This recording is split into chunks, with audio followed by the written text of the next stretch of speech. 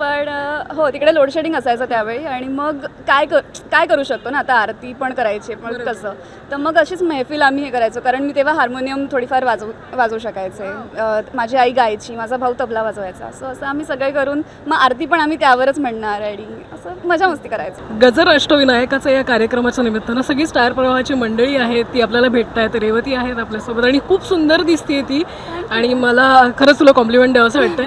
आज कुठं कोणाला भेटलीस की आत्ताच आलीस? मी जस्ट आले आणि मला डायरेक्ट इथे उभं केलं. तिकडे मला दिसतात माझ्या टीममधले होते म्हणजे आता गायब झालं.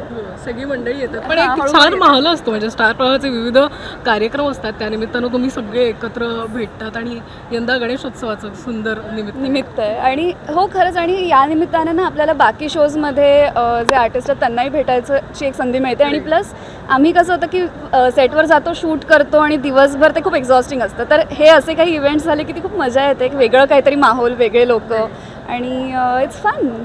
पण तुझ्यासाठी गणेशोत्सव काय म्हणजे लहानपणाच्या आठवणी असतील किंवा आत्ताही गणेशोत्सव जेव्हा साजरा करतेस तेव्हा?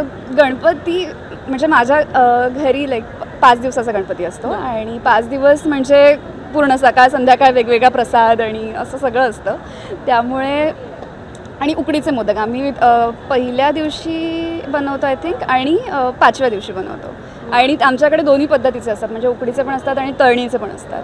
तर विसर्जनाला जनरली तळणीचे आणि पहिल्या दिवशी उकडीचे असं एक गोड पदार्थांची चंगळ असते गणेशोत्सव म्हणजे आणि मग नृत्य सादर करतं काय म्हणजे रंगतात अनेक कार्यक्रम रंगतात. हो नाही आम्ही जळगावला असं असायचं कारण तिकडे लोड शेडिंग असायचं 3-4 तास 5 तास 6 तास म्हणजे मी लहान असताना आता 10 वर्षापूर्वीची गोष्ट पण यावरून माझं वय जज नका करू पण हो तिकडे लोड शेडिंग असायचं त्यावेळी आणि मग काय करू शकतो ना आता आरती पण करायची पण कसं तर मग अशीच महफिल आम्ही हे करायचो कारण मी तेव्हा हार्मोनियम थोडीफार वाजवू शकायचे माझी आई गायची माझा भाऊ तबला वाजवायचा असं आम्ही सगळे करून मग आरती पण आम्ही त्यावरच म्हणणार आणि असं मजा मस्ती करायचो मग ते तेवढे 3-4 तास आमचे छान मजेत जायचे.